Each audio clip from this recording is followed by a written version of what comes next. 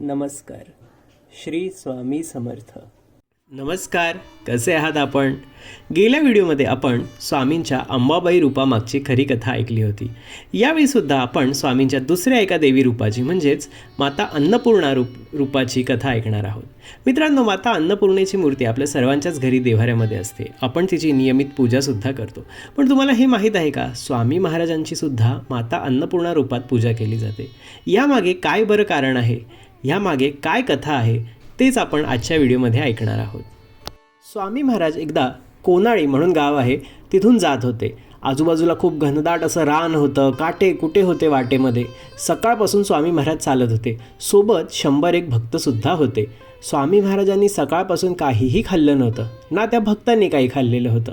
भक्तगण होते, त्यांना खूप भूक लागलेली. मध्ये मध्ये ते स्वामींना सतत विचारायचे की कुठेतरी थांबूया, काहीतरी खाऊया, पाणी वगैरे पिऊया. पण स्वामी काही त्यांचं ऐकेनात. उलट स्वामी त्यांना म्हणाले की चला, तुम्हाला ना अन्नपूर्णा आज जेवू घालणार आहे, असं स्वामी म्हणायचे. असं करता करताना दिवस मावळला आणि रात्र व्हायला आली. तेव्हा श्रीपाद भट होते स्वामींसोबत. ते स्वामींसमोर आडवे पडले आणि म्हणाले, आमची इथे भुकेने तडफड होते, काय ते एकदा आमचे प्राण घ्या आणि मग तुम्हाला कुठे जायचं आहे तिथे जा. हे ऐकून मात्र स्वामी महाराज तिथेच जवळ एका आंब्याच्या झाडाखाली थांबले.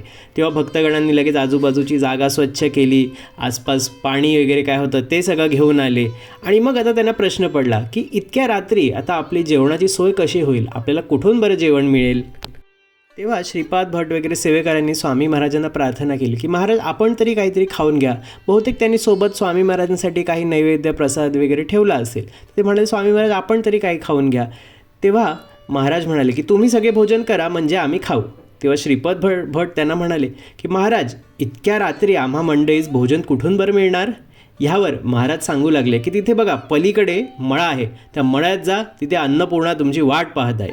असं स्वामी महाराजांच्या मुखातून शब्द निघताच बऱ्याच जणांना असं वाटलं, त्यांच्या मनात शंका होती की एवढ्या रात्री कोण असणारे मळ्यामध्ये, शेत बीत असं ओसाड जागा, कोण इकडे असणारे जेवण घेऊन.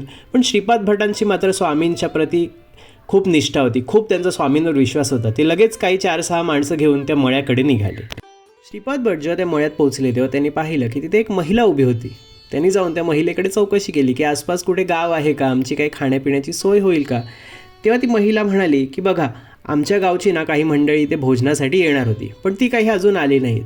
मला फार चिंता होत होती की हे अन्न वाया जाईल की काय, पण तुम्ही आलात ना, बरं झालं. कृपा करून हे सगळं अन्न तुम्ही घ्या. त्यात भाजी, चपाती, भात वगैरे, उसळ असं सगळं काही होतं, पाणीसुद्धा होतं. ती महिला म्हणाली की तुम्ही सगळं हे घेऊन जा आणि तुम्ही हे सगळ्याचा आनंद घ्या.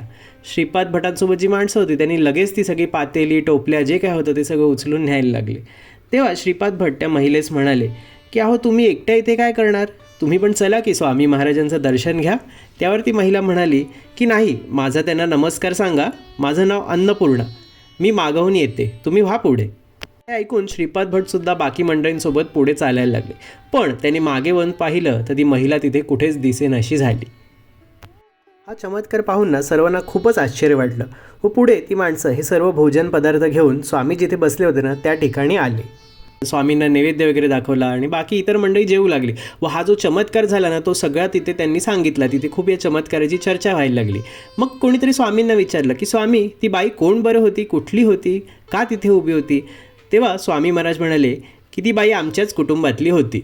ह्यावरून सगळ्यांना खात्री पडली की ती बाई म्हणजे साक्षात माता अन्नपूर्णा, जी या विश्वाला सगळं अन्न पुरवते, ती माता अन्नपूर्णा होती. म्हणजे जे स्वामी सकाळपासून म्हणत होते ना की चला अन्नपूर्णा जेवू घालणारे, अन्नपूर्णा जेवू घालणारे, ती हीच माता अन्नपूर्णा होती.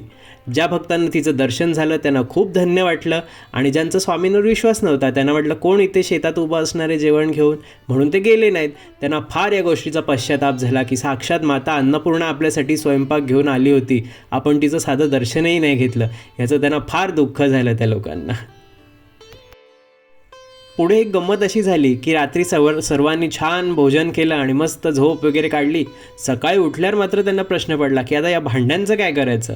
तेव्हा त्यांनी स्वामींना विचारलं की स्वामी, आता काय करायचं या सगळ्याचं. तेव्हा स्वामी महाराज छान हसून म्हणाल की अहो, ही भांडी तुमचीच आहेत, करा काय करायचं ते. पुढे सगळ्यांनी स्वामी महाराजांसह पुढचा प्रवास सुरू केला. मित्रांनो, याच कारणामुळे स्वामींची अन्नपूर्णा मातेच्या रूपात सुद्धा पूजा केली जाते.